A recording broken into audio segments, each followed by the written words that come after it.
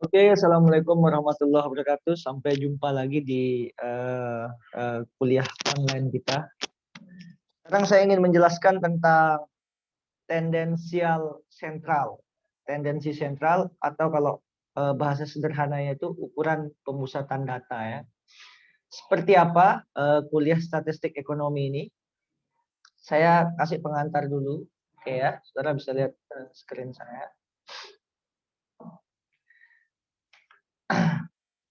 Oke, nah, dari setiap kumpulan data itu terdapat 3 ukuran atau 3 nilai statistik yang dapat mewakili data tersebut. Nah, ada namanya mean atau rataan, ada namanya median atau nilai tengah, ada namanya modus atau nilai yang paling sering muncul. Nah, 3 hal ini biasanya yang kalau kita ditanya sama orang tentang suatu data, ya kita sebutkan ini rata-ratanya segini, mediannya segini, modusnya segini. Ketiga nilai tersebut dikenal sebagai ukuran pemusatan data atau ukuran tendensi sentral karena memiliki nilai yang cenderung sama ya. Jadi untuk merepresentasikan data yang begitu banyak itu, kita cukup hanya menyebutkan rata-rata, median dan modus ini untuk menarik informasi dari suatu data yang banyak tadi. Oke ya. Ada 3 macam ukuran pemusatan data itu ini ya. Rata-rata hitung, mean, modus, dan median ya. Oke, kita lanjut ke yang paling utama ya. Di sini ada rata-rata hitung, saya besarkan. Sini ada rata-rata hitung atau mean. Rata-rata hitung atau mean itu adalah sekumpulan data yang data itu dijumlahkan kemudian dibagi dengan banyaknya data gitu ya. Misalnya datanya ini ada n, berarti semua data itu dijumlahkan X1 ditambah X2. Misalnya X ini adalah nilai masing-masing data sampai XN dibagi dengan N. N ini jumlah data semua. Atau kalau kita notasikan mu sama dengan sigma ya XI, I mulai 1 sampai N, artinya penjumlahan X1, X2, X3 dibagi dengan N. Mu inilah rata-rata X, N ini adalah banyak data. Kita lihat contoh sederhananya bagaimana. Yang pertama, rata-rata hitung itu dikelompokkan menjadi 3. Yang pertama adalah rata-rata hitung data tunggal ya. Rata-rata hitung data tunggal. Misalnya kita punya data 7, 5, 8, 6, 9, 7. Untuk menghitung rata-rata dari data tunggal ini, kita pakai 6 data aja. Kita jumlahkan nih 7 tambah 5 tambah 8 tambah 6 tambah 9 tambah 7 sama dengan 42 dibagi 6. 6 ini jumlah data. Jadinya 42 dibagi 6 adalah 7. 7 ini adalah rata-rata. Rata-rata atau ukuran pemusatan data dari data yang banyak ini. Ya, kalau datanya ada 100 ya kita jumlahkan ke 100 data itu dibagi oleh frekuensinya yaitu 100 tadi. Oke ya. Jadi 7 ini adalah dapat mewakili semua data yang ini ya. Jadinya rata-rata ini adalah ukuran dari pemusatan data. Oke ya. Kurang menarik rata-rata hitung data tunggal karena terlalu simpel. Ada namanya rata-rata hitung data berbobot. Dari namanya aja data berbobot. Kayak bagaimana? Misalnya tentukan rata-rata dari rangkaian data berikut. Oke ya. Sebentar. Oke ya. Kita punya nilai 3, yang mana angka 3 ini banyaknya ada 2. Jadi kalau kita urutkan di sini, kalau kita urutkan yang maksudnya tabel yang paling atas ini, maksudnya tabel ini, nilai sama frekuensi berarti kalau kita urutkan dia di sini misalnya datanya menjadi ya 3, 3 karena 3-nya ada 2 kali ini frekuensinya 2. 6-nya 3 kali. Ya 6, 6, 6. 7-nya sekali. 7, 9-nya 4 kali. 9, 9, 9, 9. Cara yang ini dituliskan dalam bentuk tabel ini ya, dalam bentuk tabel ini. Agar lebih singkat aja ya. Ini namanya data berbobot. Jadinya data 3 ini bobotnya 2. Data 6 ini bobotnya 3. Data 7 ini bobotnya 1. Data 9 ini bobotnya 4. Untuk mencari solusi rata-rata hitung data berbobot ini, maka kita mengalihkan nilainya dan frekuensinya. Tadi nilai 3 datanya dikalikan dengan 2, berarti 6. Oke ya, dikali ya. Kita warna merah. Nah, ini dikali ya, dikali. Nah, di sini dikali 3 kali 2 sama dengan 6. 6 kali 3 sama dengan 18. 7 dikali 1 sama dengan 7.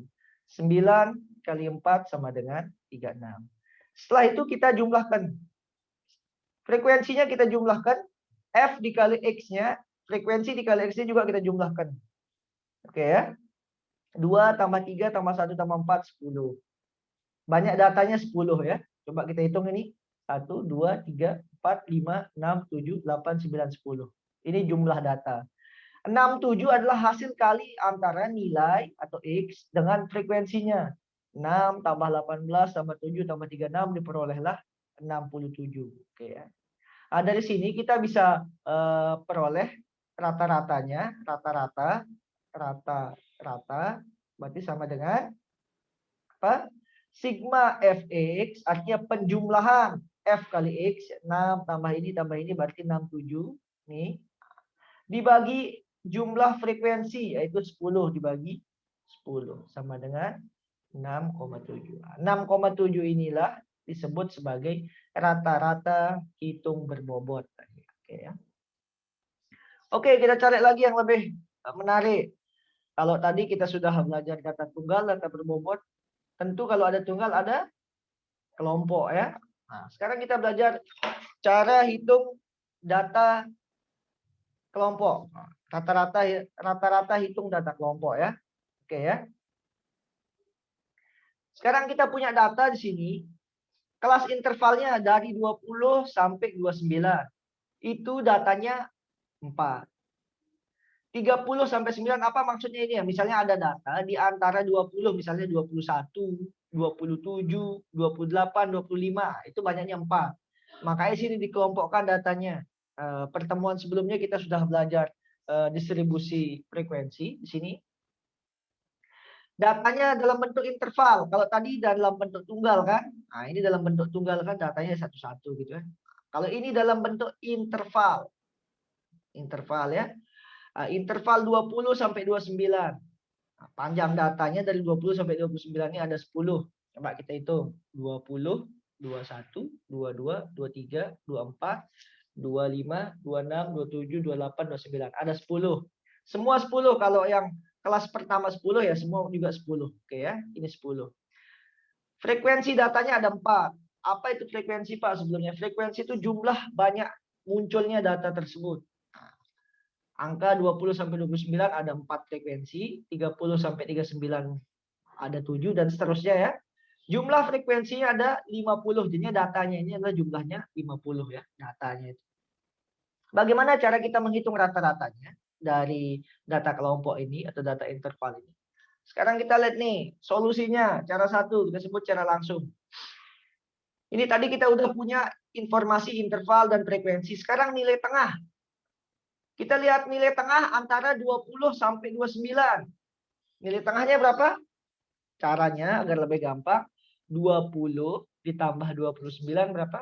49 dibagi 2. 49 dibagi 2, 24,5.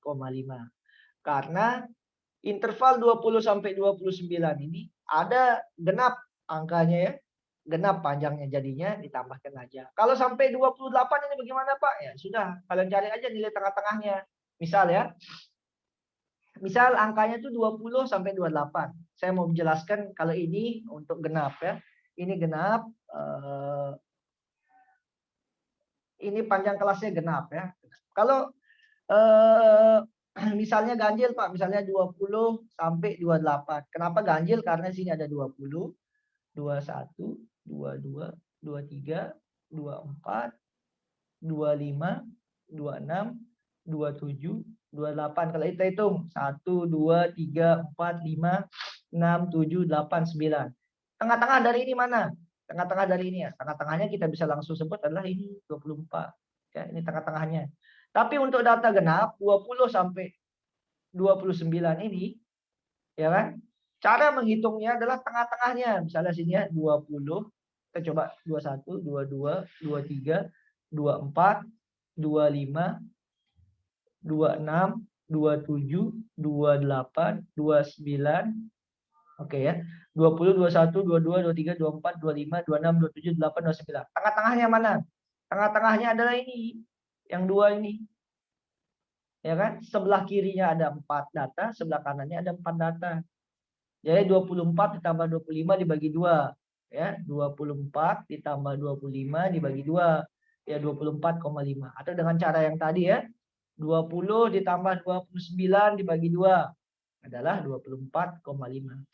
Berikutnya yang ini 30 sampai 39 dengan cara yang sama. 30 ditambah 39 dibagi 2, 34,5. Kita cari nilai tengahnya semua. Kita cari nilai tengah semua. Kemudian kita kalikan frekuensi dengan nilai M, dengan middle-nya. 4 dikalikan 24,5 sama dengan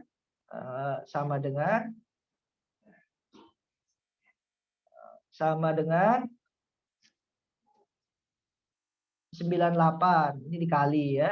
4 dikalikan 24,5 sama dengan 7 dikalikan 34,5 sama dengan 241. 2 dikalikan 84,5 sama dengan 169. Sehingga semua ini dijumlahkan. Semua ini ditambah plus gitu ya. Diperolehlah hasil sama dengan 2695. 2695. Dengan jumlah data adalah 50. Sehingga untuk mencari rata-rata kelompoknya ini FM, sigma dari FM dibagi jumlah data yaitu 50. 2695 dibagi 50 sama dengan 53,9. Oke ya. Paham ya? Oke. Itu solusi dengan cara langsung, cara yang pertama. Solusi dengan cara yang kedua kita sebut sebagai metode ini. Metodenya namanya metode shortcut. Metode shortcut. Kayak gimana menggunakan metode shortcut ini? Rumusnya adalah metode shortcut ini kita punya rumusnya adalah mu atau rata-rata ini sama dengan sama dengan mu A rata-rata dugaan atau rata-rata asumsi ditambah sigma atau penjumlahan dari F dikalikan D. D itu apa? D ini penyimpangan nomor interval kelas dibagi N. N ini jumlah frekuensi, jumlah data dikali I. Ini apa tadi? Interval kelas. Interval kelas ini kita sudah tahu adalah tadi sama dengan berapa? 10 kan? Nah, dari 20 sampai 29 itu ada 10. Oke ya. Jadinya metode shortcut ini menggunakan ini. Mu sama dengan rata-rata yang diasumsikan, rata-rata awal ditambah penjumlahan dari frekuensi dikalikan dengan D. D ini penyimpangan nomor interval kelas dibagi jumlah frekuensi dikalikan interval kelas. Kayak bagaimana solusinya? Tahapannya ini sudah saya jelaskan, saya langsung aja ke ini. Tahapannya yang pertama adalah ini, kita lihat tahapan yang pertama. Kita harus cari dulu ini rata-rata hitung yang diasumsikan. Rata-rata hitung yang diasumsikan kita bisa peroleh dengan cara yang pertama nih tahapannya. Secara sembarang menetapkan titik tengah suatu kelas untuk dianggap sebagai nilai rata-rata mu A. Nah, di sini kita bisa pilih mana aja. Kita bisa pilih 54,5 tadi di sini. Di sini tadi kita bisa pilih di sini tadi berapa? 24,5. Sini ya kan 24,5, di sini 34,5, di sini 44,5. Kita bisa pilih mana aja, tapi di sini saya memilih yang memiliki frekuensi paling besar yaitu 12. Saya pilih yang frekuensinya paling besar yaitu 12. Oke ya. Jadi yang saya pilih titik tengahnya adalah atau nilai rata-rata asumsi awalnya adalah 54,5. Oke ya. 54,5 ditambahkan ini sesuai dengan rumus F dikalikan D. Kita sudah ketahui F di sini adalah 50, ya kan? 50. D-nya apa? D ini adalah yang kita pilih sebagai rata-rata asumsi itu kita berikan dia penomoran. Ini kita berikan penomoran 0 Yang di atasnya bernilai negatif secara berurutan, yang di bawahnya bernilai positif secara berurutan. Jadinya kalau kita pilih 54,5, berarti di sini tadi nolnya. Berarti di sini min 1, min 2, min 3, 1, 2, 3. Tapi kalau kita pilih misalnya kelasnya ada di sini, kelasnya misalnya ada di 34,5, misalnya saya pakai warna kuning aja. Ya. Misalnya kita pilih di sini titik tengahnya yang ini tadi, yang 34,5, maka yang bernilai 0 itu di sini, 0. Nah, kemudian di sini min 1. Di bawahnya 1, 2, 3, 4, 5 dan seterusnya ya. Oke, saya ganti warna lagi. Coba misalnya kalau saya pilih misalnya saya pilih titik tengahnya tidak di sini, misalnya saya pilih di sini, berarti di sini 74,5, 74,5 ya. Berarti di 74,5 inilah nilai penyimpangan atau D-nya bernilai 0. Berarti yang ke atas menjadi min 1, min 2, min 3, min 4, min 5. Yang ke bawah menjadi 1. Nah, setelah itu kita kalikan nih. Kita kalikan frekuensi dikalikan penyimpangannya tadi. Misalnya tadi 4 dikalikan min 3, min 12. 7 dikalikan min 2, min 14. 8 dikalikan min 1, min 8. Dan seterusnya. Min 12, min 14, min 8. Ditambah 9, tambah 16, tambah 6. Sisanya adalah min 3 nih, min 3. Oke ya. Disinilah min 3 ini adalah sigma dari F dikalikan D. Dibagi N. 50. Jadinya min 3 dibagi 50 dikali 10. 10 ini adalah panjang intervalnya. Sehingga diperoleh 54,5 ditambah min 3 ya kan dibagi 50 dikali 10. Ini kalau kita coret bisa berarti sini 5. Min 3 dibagi 5 diperolehlah 54,5 ditambah min 3 dibagi 5 adalah 53,9. Pak, kenapa enggak kita pilih misalnya pakai cara yang ini? Kalau kita pilih cara yang ini, pengalinya itu banyak. Misalnya tadi sini kita ambil yang merah ya. Min 5 dikalikan min 3, min 15. Min 4 kali ini, min 8. Min 3, salah. Min 3, sebentar. F dikalikan D. Misalnya tadi ini min 5. Min 5 dikalikan 4. Min 20. Sini min 20. Oke. Terus 7 dikalikan min 4. Min 28. 8 dikalikan min 3. Min 24. 12 dikalikan min 2. Min 24 juga. 9 dikalikan min 1. Min 9. 8 dikalikan 0. 0. 2. Nah, ini kita jumlahkan. Dan tentu yang kita gunakan sebagai rata-rata asumsinya atau mu A itu adalah bukan yang ini. Yang ini ya. Berarti kita pakai yang gini ya tadi ya. Karena yang merah. Oke ya, bisa paham ya? Jadinya yang kita gunakan sebagai rata-rata asumsi itu nih 54,5. Disinilah dia D-nya penyimpangannya bernilai 0. Ke atasnya tinggal diurutkan secara negatif, ke bawahnya diurutkan secara positif. Oke ya. Nanti hasilnya sama. Nah, saya sudah berikan catatan di sini. Sebenarnya rata-rata sementara atau mu A itu yang diasumsikan itu dapat memilih dari titik tengah yang mana saja. Ya. Dapat memilih dari titik tengah yang mana saja. Artinya dalam contoh di atas boleh kelas 1, 2 dan seterusnya ya. Misalnya tadi kita pilih kelas 7 gitu ya. Namun untuk mengurangi angka-angka yang besar dianjurkan memilih titik tengah. Nah, ini secara tricky, titik tengah yang frekuensinya yaitu 12 atau yang paling tinggi. Oke, itu tentang tentang mean rata-rata. Berikutnya kita belajar namanya median.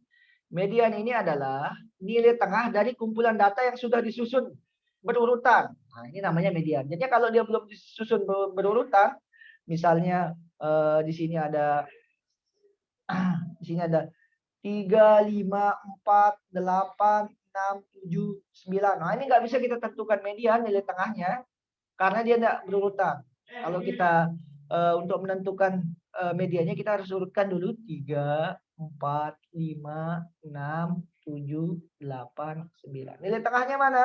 Nah, nilai tengahnya ini 6 ya, yang di tengah-tengah. Di sini 3, sini 3 gitu ya. Oke, ini namanya median. Oke, catatan ini adalah yang saya sampaikan barusan.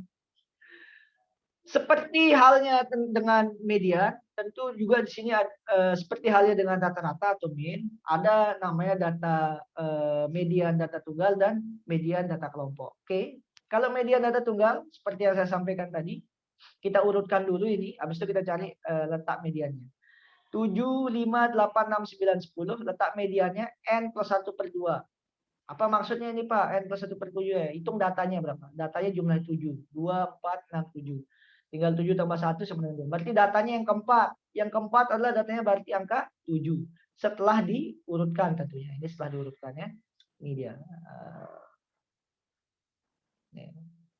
Oke ya, data keempat ya. Ini ke 1, ke 2, ke 3. 1, 2, 3, 4, 5, 6, 7. Yang ini hanya menggambarkan letak mediannya ya. Mediannya sendiri adalah 7. Oke. Misalnya yang kedua, 7, 8, 6, 9, 7. Kita lihat datanya jumlahnya adalah 6. Datanya ini adalah jumlahnya genap. Kalau yang tadi, yang pertama, datanya ini ganjil. Kalau ganjil gampang aja. Ya, ini kan ganjil ya. Kalau ganjil pilih yang paling tengah setelah diurutkan. Kalau genap, kalau ini kan genap ya. Nah, kita urutkan juga. Nah, ini sudah nih 6, 7, 7, 8, 9. Berarti yang tengah-tengahnya mana? Yang tengah-tengahnya berarti ada 2 buah, yaitu 7 dan 8. Nah, 7 dan 8 berarti tengah-tengahnya 7 ditambah 8 dibagi 2. 7,5 ya. Oke ya. Ini letak mediannya, kalau kita pakai rumus ini, N tambah 1 per 2, 7. Nah, berarti 3,5 ya. Berarti letak mediannya 3,5. 3,5 itu berarti urutannya di antara 7 dan 8. Oke ya. Sekarang ada namanya median data kelompok. Oke, median data kelompok. Kayak bagaimana median data kelompok ini? Median data kelompok ini diberikan rumusan seperti yang saudara lihat di slide sini. MD sama dengan nih LME, batas bawah kelas median, ditambah setengah dikalikan M, N ini frekuensi, dikurangi sigma F atau jumlah dari frekuensi kumulatif sebelum kelas median, sini ada keterangannya, dibagi FM frekuensi kelas median dikali interval kelas. Oke ya. Kita balik ke data yang tadi yang sudah kita berikan. Oke ya. Sini kita lihat. Berarti kita butuh apa pertama? Kita butuh batas bawah kelas median. Nah, kita butuh batas bawah kelas median. Oke. Nah, kita punya data ini tadi. Nih. Interval dari 20 sampai 9 ada 10, jadinya I-nya 10 ya. Nah, paling cepat I-nya kita sudah tahu, I-nya ini adalah 10 nih, I-nya 10. Setelah itu kita cari dulu langkah pertamanya adalah letak median. Letak median setengah dikalikan M. N-nya tadi adalah 50, berarti 25. Berarti mana yang jumlahnya 25? Datanya 4 tambah 7 11.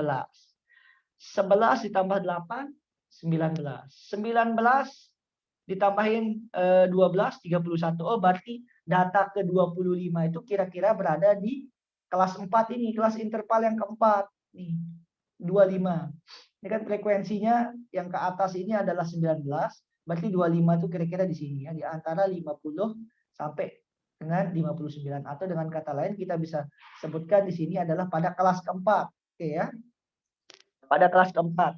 Sekarang LME ini, LME atau batas bawah kelas median ini, batas bawah kelas median, kita lihat pada kelas 4 ini 50 batas bawahnya.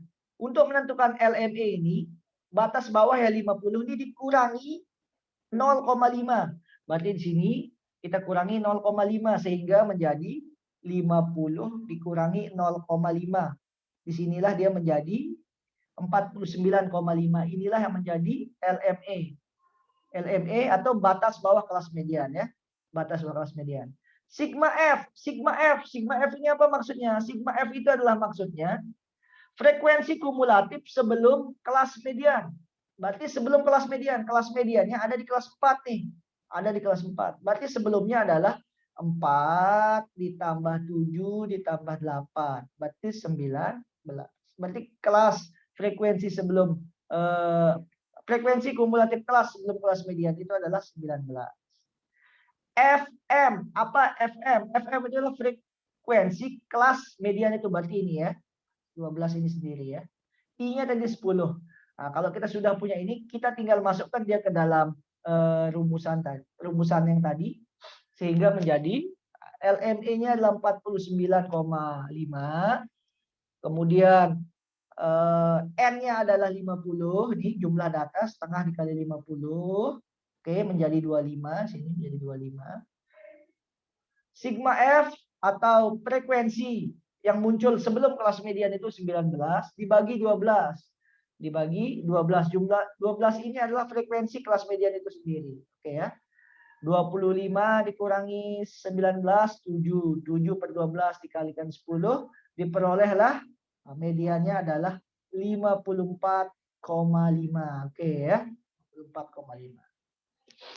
Oke, setelah kita mengetahui cara menghitung median tunggal dan kelompok, berikutnya adalah tendensi sentral lainnya yaitu modus. Nah, modus itu kata lainnya kita sebut ya nilai yang paling sering muncul ya. Paling sering muncul. Kayak bagaimana misalnya nih, kita lihat soal yang A, 7, 5, 8, 6, 9, 7. Dengan cepat-cepat kita bisa tahu nilai yang paling sering muncul dari data ini adalah 7. Berarti di sini MO-nya sama dengan 7. Di sini MO-nya sama dengan 7 karena nilai yang sering muncul adalah 7. Sekarang ini yang B, MO-nya berapa? 7, 8, 6, 9, 7, 10, 6. 7-nya ada 2, 6-nya 2, 8-nya 1, 9-nya 1, 10-nya 1, 5, 1. Berarti modusnya ada 2, yaitu 6 dan juga 7. Enggak dicari nilai tengahnya ya. Oke, berarti ada 2 modus. Jadinya modus itu pada suatu data bisa dia lebih dari 1 ya. Bisa dia lebih dari 1. Tapi kalau rata-rata dan median hanya 1 ya. Nah, berikutnya kalau sudah kita mengetahui menghitung modus data tunggal, sekarang bagaimana menghitung modus data kelompok? Oke. Rumusannya sudah saya berikan pada slide ini, yaitu di sini MO sama dengan modus sama dengan LMO. Nih, LMO itu apa? Tepi bawah kelas modus ditambah D1 dibagi D1 tambah D2. D1 ini apa? D1 ini adalah selisih atau hasil pengurangan frekuensi kelas modus dengan frekuensi kelas sebelumnya. Kalau D2 ini kebalikannya, selisih kelas modus dengan frekuensi sesudahnya dikalikan dengan I. Kayak bagaimana? Kita balik ke data yang tadi. Ini misalnya tadi, nih. Kita lihat modusnya mana? Dari sini. Modusnya kita sudah tahu modusnya adalah nilai yang paling sering muncul yaitu berada di interval kelas 4 ini. Nih, berarti 12 ini ya. Oke ya. Sekarang LMO-nya, batas bawahnya ya, dengan cara yang tadi 50 dikurangi 0,5. Sehingga LMO-nya menjadi 49,5. Oke ya. Nah. Oke, setelah itu kita cari D1 sama D2. D2-nya apa tadi? Apa maksudnya D tadi? D itu adalah selisih frekuensi kelas modus ya dengan frekuensi kelas sebelumnya. Kalau kita lihat di sini, kita sudah bisa menentukan kelas modusnya adalah 12. Kelas modusnya di sini adalah 12. Sehingga D1 kita bisa cari di sini D1-nya adalah 12 dikurangi dengan kelas sebelumnya. Berarti kelas sebelumnya yaitu kelas 3. Berarti D1 12 dikurangi 8 frekuensinya. 12 kurang 8 adalah 4. D2 bagaimana? D2 adalah dengan sesudahnya. Berarti di sini 12 dikurangi 9 itu 3. Sehingga kalau D1, D2-nya sudah kita punya, LMO-nya kita sudah punya, kita bisa peroleh di sini adalah modus sama dengan LMO yaitu 49,5 ditambahkan D1 tadi adalah 4 yaitu 12 kurang 8 dibagi D1 tambah D2. 4 ditambah 3, 7. Dikalikan 10. Dengan kalkulator kita bisa hitung MO-nya adalah 55,5 Oke ya. 55,21. Inilah modusnya ya. Nilai yang paling sering muncul. Oke ya. Oke. Itu aja tentang tendensi sentral, mean atau rata-rata, median dan modus, baik itu yang data tunggal, data kelompok. Sekian dan terima kasih. Terima kasih atas perhatiannya. Selamat pagi, siang, sore, dan malam. Assalamualaikum warahmatullahi wabarakatuh.